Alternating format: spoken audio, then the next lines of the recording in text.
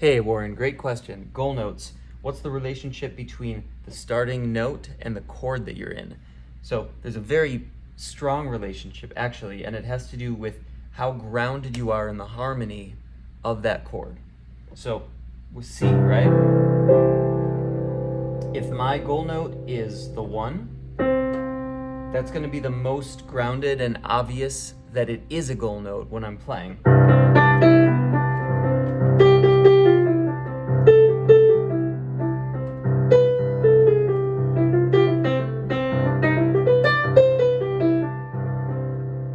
So you're always going out and back into that goal note.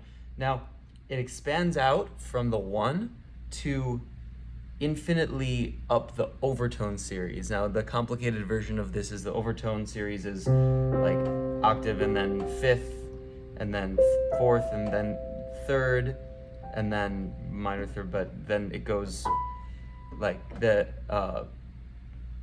well, to there. But the further you get from the beginning of the overtone series to the end of the overtone series, well, there's no end, but to infinitely far from the first tone of the overtone series, the more distant your goal note is going to feel from the chord. And now taking that whole world of like the actual science of it and bringing it back to our vocabulary here, it's just the scale and your chord tones, and there's certain chord tones that are more powerful and less. So most powerful is the 1, second is the 5, third is the 3, and then it goes out to like the 2 and the 7 and the 6, and then to the non-diatonic notes after that. So I would always recommend, for at least if you're beginning with this concept, start with a chord tone. So 1, 3, or 5. That's really the point of this. Start with 1, 3, or 5, then go to 7. So like if I'm let's just say Autumn Leaves. So so let's just say we are in let's count it as well, like to call it B flat major or G minor, just thinking which one. So let's just say you can think of it in B flat major or G minor, but let's just say we're thinking of it B flat major, and B flat is my chord tone.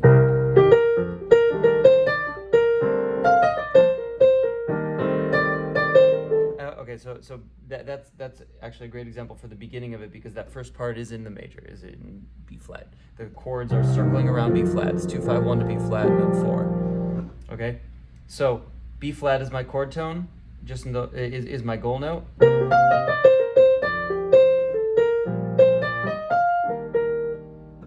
Very simple, right? Now if I make the 5 my goal note, then it becomes a little more distant.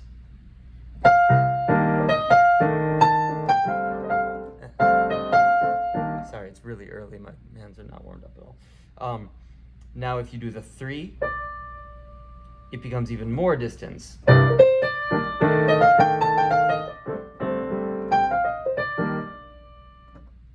And then you can go out from there to be the 2, right? Now if C in the key of B flat is the goal note, then it's like even more, it's like you're playing with the 9 really of that.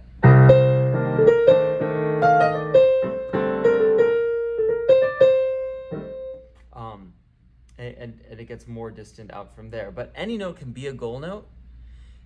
Those first ones, the 1, the 5, and the 3, are going to be the most grounded. But now when your chord switches, then your context switches, and your goal note then is in relation to that chord as far as how grounded it's going to feel. So using B flat as my goal note is going to be super grounded when I'm in B flat.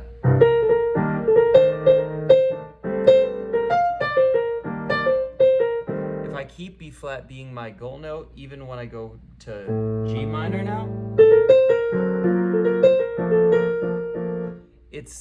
it's less grounded in G minor because it's the 3. It's like 2 deviations away from the 1 because it's 1, 5, and then 3 in terms of groundedness. So you can change your goal note, and if you changed it to A, that would be less grounded than any of it because, but cool, but sounding great. You know, and I mean, Bird did that a lot. If you listen to Charlie Parker solos, he would make the 9 his goal note a lot. That was actually one of the progressions that he pushed in jazz because the other artists were keeping it much more like solid on the 1, the 3, and the 5 as far as their goal notes. So that should make sense. Maybe I'll give a little. So that's the 5. That's my goal note. The F in B flat. And then I'll change my goal note to, let's say, D to be the 5 of G minor.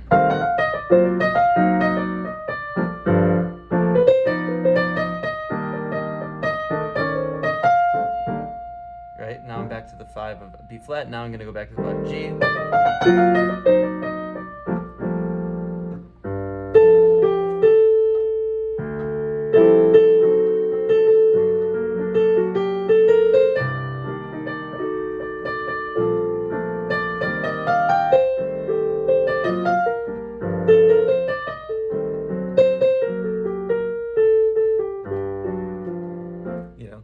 Okay, I hope that helps. I hope that answers your question. Thanks for using WeeBid. If you have any other questions, please post them here. Thanks.